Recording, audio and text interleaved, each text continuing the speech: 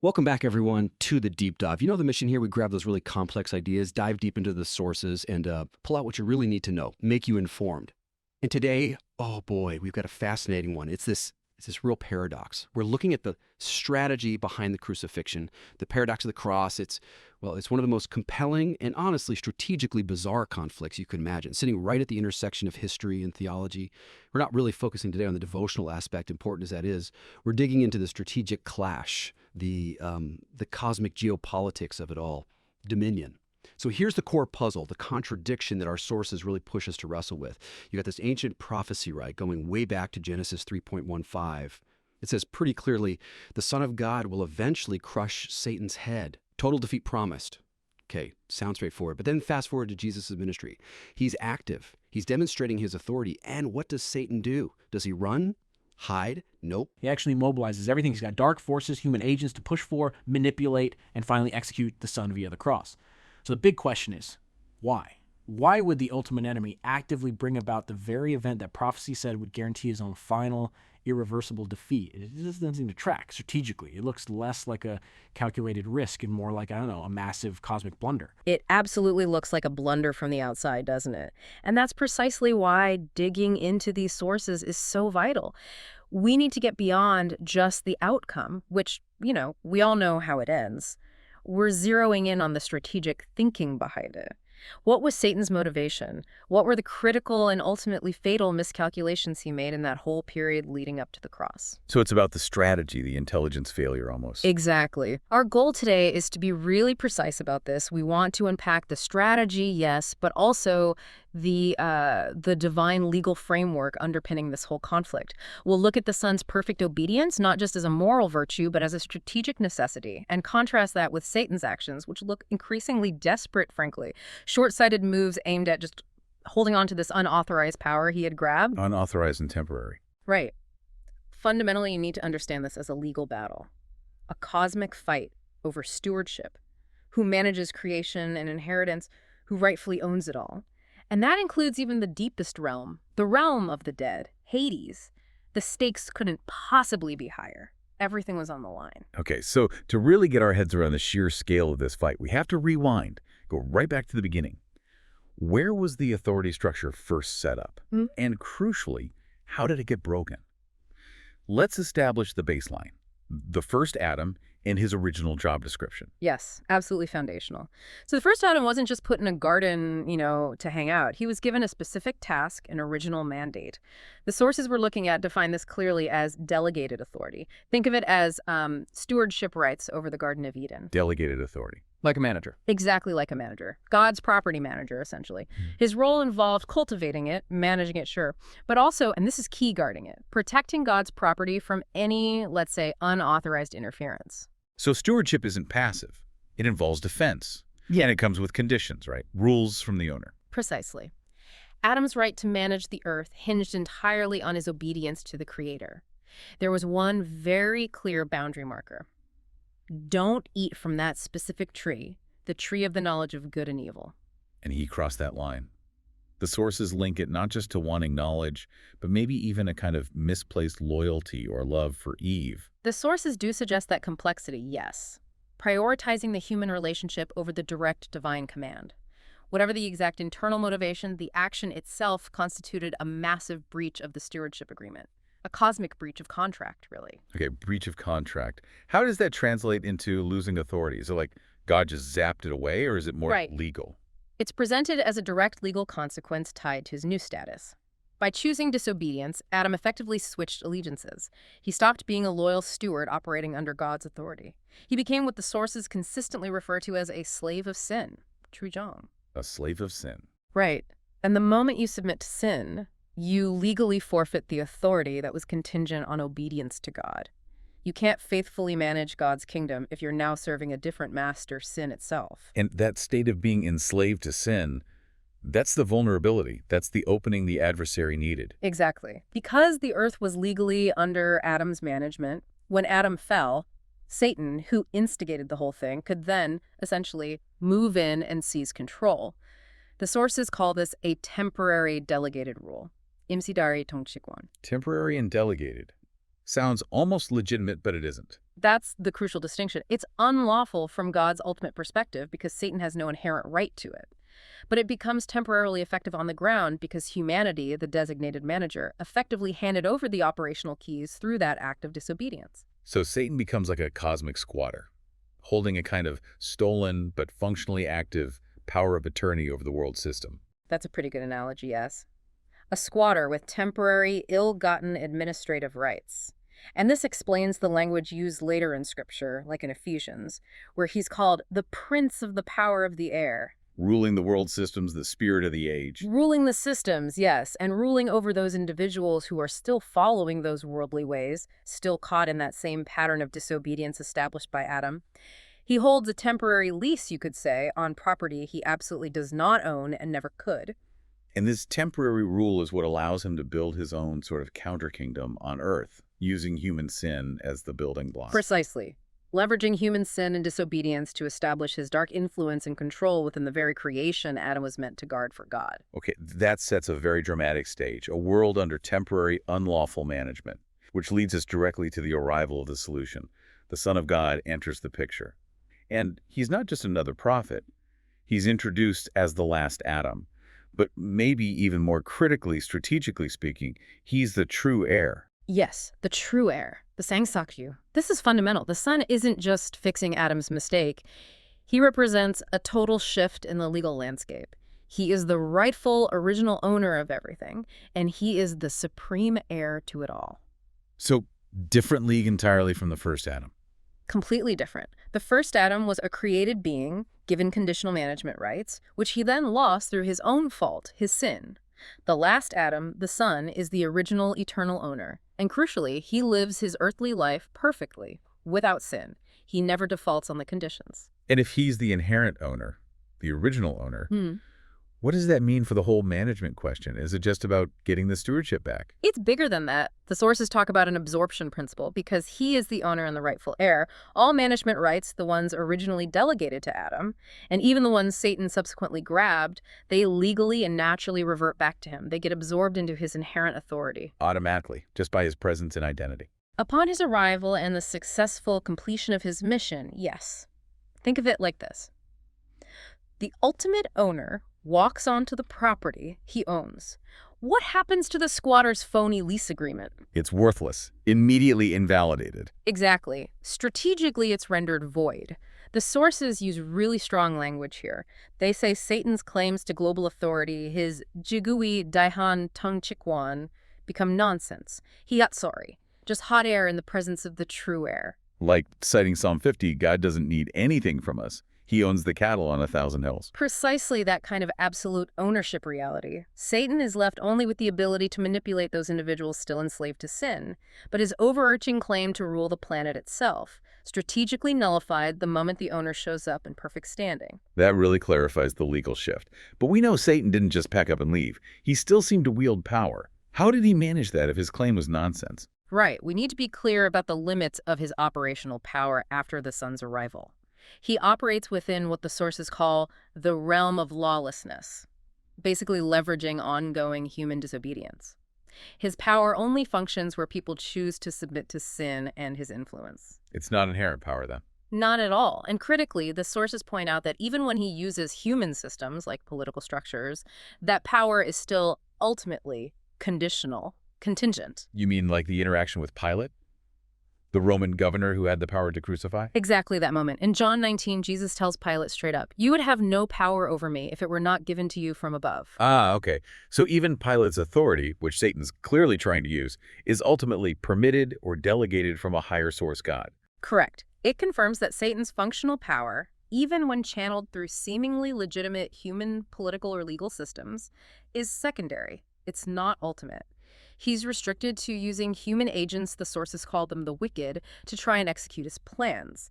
And he leverages his remaining influence, particularly his claimed temporary authority over Hades, the realm of the dead. That's where he thinks he still has a stronghold. Okay, the board is set. The true heir has arrived. Satan's claim is legally void, but he's still operating through human systems and disobedience, clinging to his power over death. Things are about to escalate, aren't they? When the Son starts actively demonstrating he's taking back the property. Absolutely. Section 2 is where the conflict shifts from legal positioning to open, active warfare. The son's ministry wasn't just teaching and being nice. It was a direct, systematic assault on the temporary, unlawful rule of darkness. So the miracles, they weren't just like random acts of kindness or proofs of divinity. They had a strategic purpose. They were absolute strategic. Think of them as manifestations of recovered authority, visible signs that the last Adam was successfully exercising the very dominion the first Adam had forfeited. Matthew 11 points right to this. The blind see, the lame walk. How is that exercising authority? We have to look at the deeper symbolic meaning tied to the fall. Blindness represents spiritual darkness. Lameness, the inability to walk uprightly in God's ways. Leprosy was seen as the ultimate symbol of corruption, both physical and spiritual, isolating people. Deafness, unable to hear God's word. Okay, I see. So healing these things is like reversing the effects of the curse, undoing the damage of sin on a personal level. Precisely. He's restoring the land polluted by sin, one person at a time. Each healing, each exorcism is him demonstrating his rightful rule, his tongue chi. It's tangible proof that where he is present, God's kingdom is breaking in and Satan's counterfeit kingdom is being pushed back. The sources reference Luke 11:20, if he drives out demons by the finger of God, then the kingdom of God has come upon you. It means Satan's kingdom is being actively crushed. Buxton Lysimeo. Crushed. Strong third. It implies forceful dismantling. He's reclaiming authority over human bodies, minds, even the physical environment, like calming the storm. All areas Adam was supposed to manage faithfully but couldn't because of sin. Wow. So every miracle is a direct loss for Satan, a piece of territory retaken. Makes it very visceral, doesn't it? A visible erosion of the dark kingdom. And this creates an existential crisis for Satan. But it wasn't just about the son himself doing these things. What terrified Satan even more was the next phase. Which was? The son started showing Adam's descendants how they could wield this recovered authority too. This leads to what the sources frame as the building and empowering of the Adam army. The Adam army? You mean the disciples, his followers? Yes, mobilizing them not just as students, but as an active, empowered force. This represented a direct, long-term existential threat to Satan's entire operation on Earth. How so? Because it wasn't just one person anymore. Exactly. The son wasn't just a unique one-off challenge. He was demonstrating that the authority lost by Adam could actually be restored to ordinary humans who align themselves with him through faith and obedience. And look at the sequence of empowerment. It shows a clear escalating strategy, like building an army. What's the sequence? First, he empowers the core unit, the 12 disciples. Luke 9:1. They're given explicit authority to cast out demons and heal diseases. This is like the initial test phase, training the officers. And they succeed. They succeed, proof of concept established. Then he scales it up dramatically. He sends out 70 more disciples, a much larger force, Luke 10:1. And they're given the same power, the same mandate. 70. That's not just a small group anymore. That's a significant deployment. It's moving from a special forces unit to broader infantry deployment. This isn't just about spreading a message. It's a systematic invasion and reclaiming of territory previously held by the enemy. It's spiritual warfare on a larger scale. And when those 70 come back, Yeah. they're amazed, right? Saying, even the demons submit to them in his name. They're ecstatic. And Jesus' response is incredibly revealing from a strategic viewpoint. He says, I saw Satan fall like lightning from heaven. Luke 10:18. Fall like lightning. What does that signify? In the context of the sources, this isn't just a poetic image, it's a strategic assessment. Their success, the fact that ordinary humans could now exercise this divine authority over demonic forces, was definitive proof that the Son was successfully mobilizing a permanent, growing military force, a gun day. This Adam army was the real nightmare for Satan, because it meant the recovery wasn't limited to Jesus' lifetime. It was scalable, reproducible. It threatened to eventually reclaim the entire planet from the grip of sin and darkness. So Satan could possibly handle dealing with one perfect individual for a while. Perhaps he could try to contain or manage that threat, but an expanding army, an army of empowered humans taking background that he could not tolerate. Matthew 12:28 again. If Jesus is casting out demons by God's Spirit, the kingdom has arrived. It's actively present and expanding. Which connects directly back to the paradox we started with. Satan sees his temporary kingdom visibly crumbling, disciple by disciple, healing by healing, exorcism by exorcism. The restoration is picking up speed. Correct. The strategic situation for Satan becomes untenable. Allowing the Son to continue his ministry, to keep building and empowering this army, becomes a guaranteed path to his total and irreversible defeat. The longer Jesus lives, the smaller Satan's domain becomes. So keeping him alive is no longer an option. It's strategic suicide for Satan at this point. The conclusion, from his desperate perspective, is stark and unavoidable. The only way to stop the bleeding, to halt the collapse of his dark territory, Yodomuyongto, is to eliminate the source, to take out the Son. Even if it means triggering the prophecy of his own doom. That's the calculation he's forced into. Immediate survival trumps long-term prophetic warnings. This strategic necessity forces him towards the final violent confrontation of the cross. Right. But it's so important, as you said, to realize that violence wasn't his first choice. It was the fallback. Right. Before resorting to the cross, which fulfilled prophecy, he tried everything else. Non-violent methods first. Absolutely critical point. His plan A, his preferred route to victory, wasn't killing the Son. It was making him fail. Specifically, making him sin. Why was that the preferred path? Because if the Son sinned just once, he would become, like the first Adam, a slave of sin. He would forfeit his unique standing, his perfect obedience. His authority would be compromised. If the last Adam failed the test, Satan wouldn't just avoid judgment, he would win the whole conflict. Game over. He retains his control, perhaps indefinitely. No need for a messy crucifixion. Which makes the wilderness temptation right at the start of the ministry incredibly significant. It was Satan's first best shot at this nonviolent win. It was a high-stakes gamble, precisely targeted. Luke 4 lays it out. He wasn't just throwing random temptations. He was surgically attacking the Son's identity and his obedience, probing for the same weaknesses that tripped up Adam. Like commanding stones to become bread. It seems simple. He was hungry. But it's deeper than just hunger. It's an attack on dependence. Use your divine power for yourself. Satisfy your needs now. Don't wait on the Father's timing or provision. It's trying to get him to act independently of the Father's will, circumventing the process. A test of submission, then. A fundamental test of submission and faith. And then the second big one, offering him all the kingdoms of the world. Just bow down and it's all yours, instantly. That seems like the ultimate shortcut. Bypass the suffering, the cross, everything. Just take the power now. Exactly. But notice the condition. If you will bow down and worship me. Satan wasn't just offering power. He was offering power on his terms. Rule the world using my methods, illegitimate power grabs, political maneuvering, compromising with evil instead of following the Father's plan, which involves suffering, sacrifice, and ultimate righteousness. So, accepting that deal would mean acknowledging Satan's temporary authority as legitimate, ruling under his umbrella. Precisely. It would have been a complete strategic derailment of the divine mission. The Son would have gained the world, but lost his unique qualification as the perfectly obedient Son. But, crucially, he refused. He remained flawless, as John 8.46 confirms. He wouldn't take any path other than the Father's.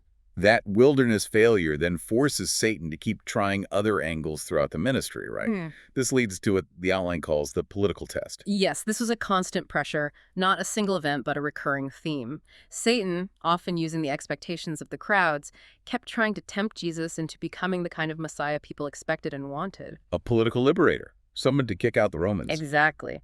A worldly king who would use physical force, yukjiokin bangbip, to establish an earthly kingdom, overthrow oppressors, conquer nations. That was the popular expectation. But if he had done that, if he'd ridden that wave of popular demand for a military messiah, how would that have been a failure? He'd still be king, wouldn't he? He would have been a king, but not the king he was sent to be. He would have failed the very specific requirements of his mission, which were rooted in that dual commandment mentioned in the sources.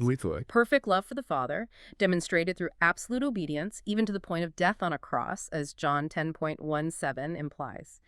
The Father's plan required him to be the king of righteousness, the Yu Wang, who deals with the root problem of sin, not just the symptom of political oppression.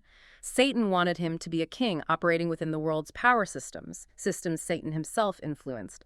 Becoming a military conqueror would have meant adopting worldly methods and disobeying the Father's specific sacrificial path. His mandate of perfect obedience completely blocked that route. Okay, so direct temptation failed. Political temptation failed. Yeah. Which brings us right to the edge of the crucifixion. Satan makes one last desperate attempt to stop the cross itself, using someone close to Jesus. The Peter incident, Matthew 16, this is so revealing. Peter, probably acting out of genuine affection and fear, hears Jesus talking about suffering and death in Jerusalem, pulls him aside and says, "Never, Lord. This shall never happen to you. So it's a loyal friend trying to protect him. Why was Jesus' reaction so harsh? Get behind me, Satan. Because Jesus instantly recognized the source and the strategic implication of that plea. It wasn't just Peter's human sentiment. It was the adversary's final subtle trick, the jank-hole aimed at preventing the necessary sacrifice. How was Peter's plea so dangerous strategically? Because, as the sources stress, the cross wasn't just a tragic possibility. It was the Father's explicit will, his commandment for the Son in his role as the last Adam, the Redeemer. Suffering and death were required. If Jesus had listened to Peter, if he had said, you know what, Peter, you're right, this suffering is too much, I won't go through with it, he would have been directly disobeying the Father's command. Jemyong oyejizenyunjo, breaking the commandment. And any disobedience, even seemingly motivated by self-preservation or avoiding pain, would make him imperfect. Instantly. He would have failed the ultimate test of the last Adam right at the finish line. He'd relinquish his claim as the perfect sacrifice, his authority would be void, and Satan would snatch victory from the jaws of defeat through non-violent means after all. Wow, so by rejecting Peter's plea, Jesus basically slammed the door on Satan's last nonviolent option. He did. He forced Satan's hand. All attempts at subversion, temptation, and misdirection had failed. The only tool left in Satan's diminished toolbox was violence. The cross became strategically inevitable from Satan's perspective. Okay, so this is it. The moment of paradox crystallizes. Nonviolent strategies are exhausted. The Son's ministry is actively dismantling Satan's kingdom day by day. Violence is the only remaining move for Satan, even though that specific move, killing the Son, is linked by prophecy to his own ultimate destruction. This feels like pure desperation, the calculation of expediency. It absolutely is. This is Satan choosing immediate damage control over long-term strategic sense. He's trapped. He sees two paths leading to his defeat. Path 1, let Jesus live. Result, slow, guaranteed erosion and eventual collapse of his entire kingdom due to the Son's ongoing work and the unstoppable growth of that Adam army. Path 2, kill Jesus now. Result, a high-risk, high-stakes gamble. Maybe, just maybe, he can halt the immediate collapse, even if there is some vague prophetic warnings about long-term consequences. He chooses path 2. Stop the bleeding now. Yes. His primary objective becomes brutally simple. Eliminate the leader, fast. Force him back to the dust before he can fully recover the dominion, before he completes the mission. The whole restoration project must be stopped, right here, right now. Forget the ancient prophecies for a moment. The immediate threat is overwhelming. It's like a cornered animal lashing out, or like you said, a besieged general making a risky tactical strike because the strategic situation is already lost if they don't act. Exactly that mentality. Stop the immediate disaster. Halt the momentum of the Son and his followers. Preserve whatever is left of his temporary unlawful regime over the earth, and, crucially, his perceived stronghold over Hades. Short-term survival becomes paramount. And to pull off this desperate, violent plan, he needs instruments. Human instruments operating within the systems he still influences. Right. He activates his network. It's quite a sophisticated use of human agents, all functioning under this umbrella of temporary dark authority. First, you have the political machinery. Pilate. Satan leverages the Roman legal system, knowing Pilate possesses that conditional authority to execute, the authority ultimately given from above, but usable for dark purposes in this moment. Pilate and the Roman state become the hammer. And the betrayal. Judas Iscariot. Judas provides the access, the betrayal needed to hand Jesus over to the authorities.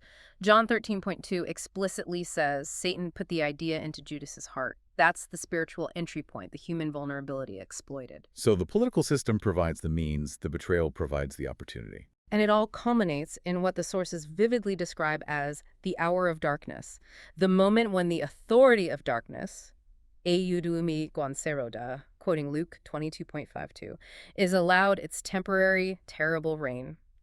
Satan is operating squarely within his preferred domain of lawlessness and manipulation, executing what he firmly believes is a necessary preemptive strike to save his kingdom. But here's the critical part of his miscalculation, isn't it? He wasn't just banking on Jesus dying physically. He was banking on him failing the spiritual test inherent in that death. This is the absolute core of Satan's strategic blunder. He thought he understood the ultimate pressure point. He believed the Son might endure hunger, resist political power, even handle rejection from his own people. But surely he wouldn't endure the ultimate test. Which was? Bearing the full weight, the full legal curse of all human sin, and as a consequence, experiencing separation, abandonment by God the Father. For sources point to the Old Testament law here, right? Deuteronomy 21, Galatians 3, being hung on a tree meant being under God's curse. Exactly. And for the son's sacrifice to be legally effective, for him to be the perfect substitute who could actually pay humanity's debt, he had to fully embody that curse. He had to become sin, legally speaking, on our behalf. And the ultimate consequence of that curse was separation from the source of life and holiness, the Father. This separation was the cup he dreaded. Which makes the scene in Gethsemane just agonizingly pivotal. Luke 22, he's sweating blood, pleading, Father, if you are willing, take this cup from me. What's happening strategically in that moment? Satan is watching intently. This is the moment he's been waiting for. He's thinking, okay, he passed all the other tests, but this cosmic agony, this tearing away from the Father he loves eternally, no one can endure this. He was banking on the Son in that moment of ultimate dereliction, finally choosing self-preservation, finally refusing the Father's will. He thought the Son would say, no, I can't go through with this abandonment. So Satan's hope was that Jesus would flinch, refuse the cup. Yes. He thought, if I can't make him sin by desiring illegitimate power, maybe I can make him sin by refusing unimaginable suffering, by clinging to his connection with the Father instead of obeying the command to be separated. If Jesus refuses the abandonment, he disobeys. Satan wins. And then the cry from the cross itself, my God, why have you forsaken me? Matthew 27:4-6. That wasn't Jesus failing the test. That was him experiencing the very separation Satan hoped he would refuse. That was the moment of horrific, necessary, substitutionary reality, the curse being fully borne. Satan's calculation that the Son's divine nature or personal will would recoil and refuse this ultimate horror proved wrong. The Son's obedience held, even through unimaginable cosmic darkness. Okay, so the Son endures the ultimate test. But Satan still had a fallback plan, right? Even if Jesus died obediently, Satan thought he still held some cards. Yes. This reveals his final layer of strategic miscalculation before the resurrection bombshell. His contingency thinking went something like this. Okay, fine. He died perfectly. He passed the test. But he's still dead, and I still hold the power over Hades, the realm of the dead. So, the leader is gone, neutralized. His pesky atom army is scattered and demoralized. And everyone who dies, including his followers, still ends up under my jurisdiction in the afterlife. I maintain the status quo over the realm of the dead.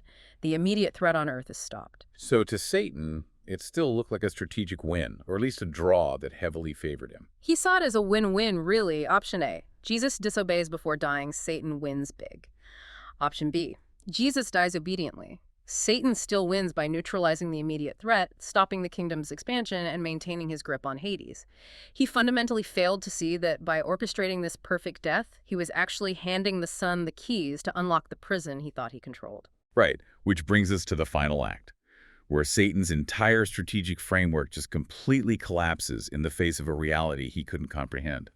He pushed for the cross, thinking it solved his immediate problem, only to discover it was the necessary setup for his ultimate defeat, his first massive blind spot, completely missing the concept of atonement. It's a staggering failure of intelligence, really. It shows the vast gulf between cunning, self-serving strategy, and divine wisdom and purpose. Satan simply did not understand the mechanics, the legality of substitutionary atonement des socs. He failed to grasp the necessary divine transaction required for humanity, represented by the first Adam, to legally recover its forfeited authority and escape bondage to sin and death.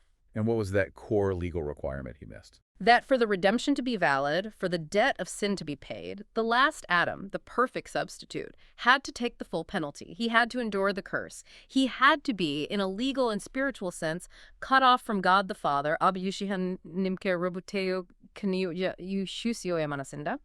The perfect life demonstrated his qualification, his sinlessness, but it was the cursed death, the full payment, that was the required legal transaction to cleanse humanity and, by extension, reclaim the polluted creation. So Satan saw the cross merely as an execution, a way to eliminate a rival. He didn't see it as a complex legal settlement. Exactly. He thought sin was just about bad behavior or character flaws. He didn't understand it as a fundamental legal problem requiring a specific substitutionary penal solution.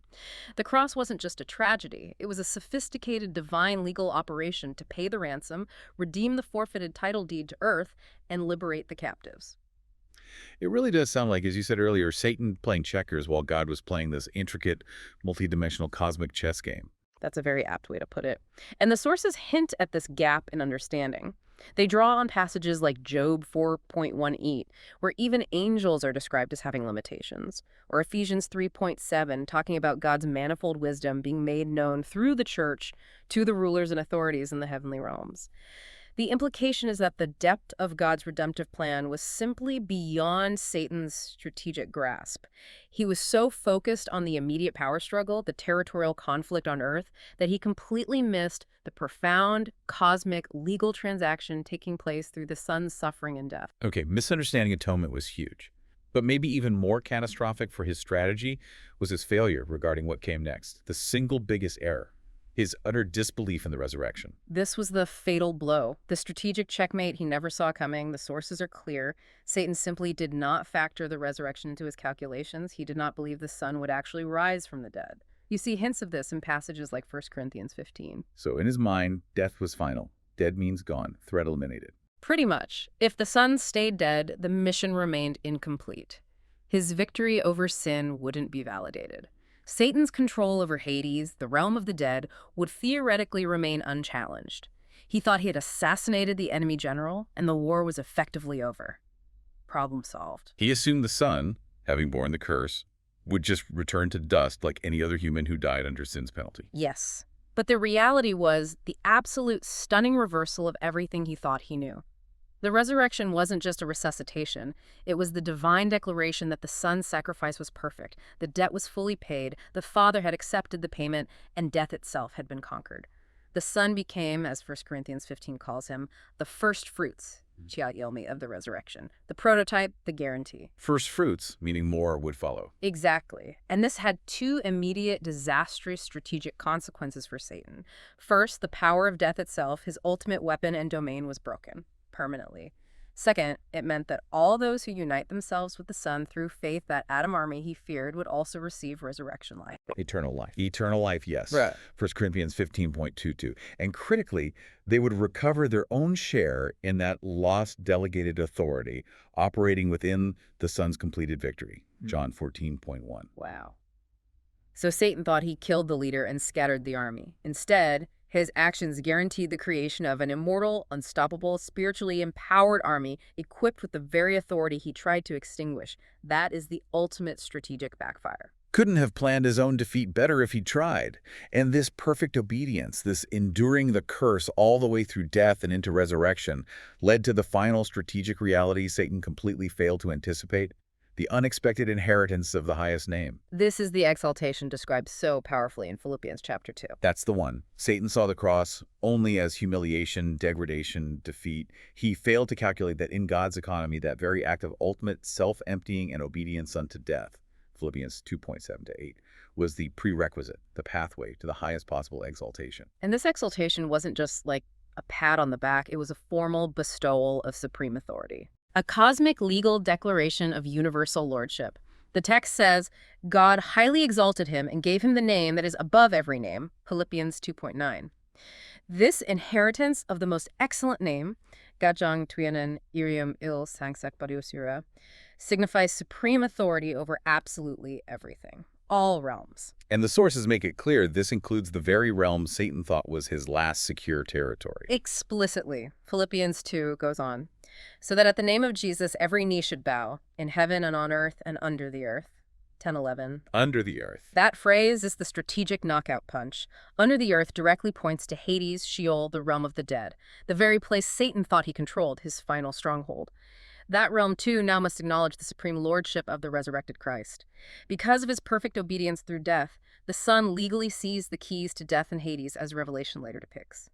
Satan's temporary usurped rule wasn't just canceled. It was completely overthrown and absorbed by the one true, eternal, undisputed heir. That completely reframes the entire narrative. The crucifixion wasn't Satan's desperate tactical victory. It was the necessary maneuver within God's perfect strategy, forcing the enemy to unwittingly provide the very means for his own permanent dispossession and defeat. Just incredible. Hashtag Hag Outro. Wow. We have covered a massive amount of ground today. We've gone deep into the strategic thinking, the attempted subversions that failed, and those absolutely critical legal misunderstandings that shaped this ultimate conflict at the cross. So let's try and boil this down. What's the core takeaway from this deep dive for you listening right now? What does this paradox teach us about strategy, about this cosmic conflict? I think the central point, the core strategic error Satan made, was myopia. He prioritized immediate short-term survival, stopping the bleeding, now over understanding the deeper, longer-term legal realities of God's plan. He chose violence, the cross, because he felt forced by the present visible collapse of his temporary kingdom. He simply couldn't grasp that the Son's death and subsequent resurrection were the precisely necessary, divinely orchestrated legal steps for the Son to achieve total, ultimate, eternal dominion. He thought he was just killing a man, stopping a movement. He didn't realize he was legally validating the payment that would crush his own head, exactly as Genesis 3.15 foretold, with a speed and strategic elegance he never saw coming. So he thought he was playing defense, maybe even offense, to save his kingdom. But he was actually checkmated into providing the exact move the king needed to purchase back the title deed to the whole creation and seize the keys to the realm of death itself. Beautifully put. And the final implication, the really empowering news for you, the listener, flows directly from that victory. The restoration of that authority lost way back with the first Adam. It's now fully accomplished through the perfect life, death, and resurrection, the total obedience of the last Adam, Jesus Christ. And that recovered authority, the power to push back darkness, to see lives healed and restored, to operate in the reality of God's true kingdom, isn't just held by Christ alone. It's explicitly extended, delegated to all those who follow him. You, if you are his follower, are now part of that empowered, spiritually equipped, and ultimately victorious Adam army. That's a powerful place to land. Okay, as always, we leave you with a final provocative thought, something to chew on based on our dive into these sources. Here it is. Consider the adversary, Satan. Described as cunning, powerful, the temporary god of this world. Yet he was willing to risk everything, including fulfilling prophecies that doomed him, leading to his own eternal condemnation, just to desperately cling to a temporary, unlawful grip on authority for, maybe a few more hours or days. Right. If he feared the Son's work that much, if he saw the expansion of God's kingdom through Jesus and his followers as that immediate and destructive a threat to his own power, what does that tell you about the real, tangible, undeniable power and authority of the Son's spiritual rule, God's kingdom, that is meant to be operating through his followers, through you in the world today? It confirms his defeat wasn't just theoretical, it was total. And the power that defeated him is the same power now at work in those who belong to the king. It was the ultimate strategic masterstroke, and that victory continues its rollout through his people.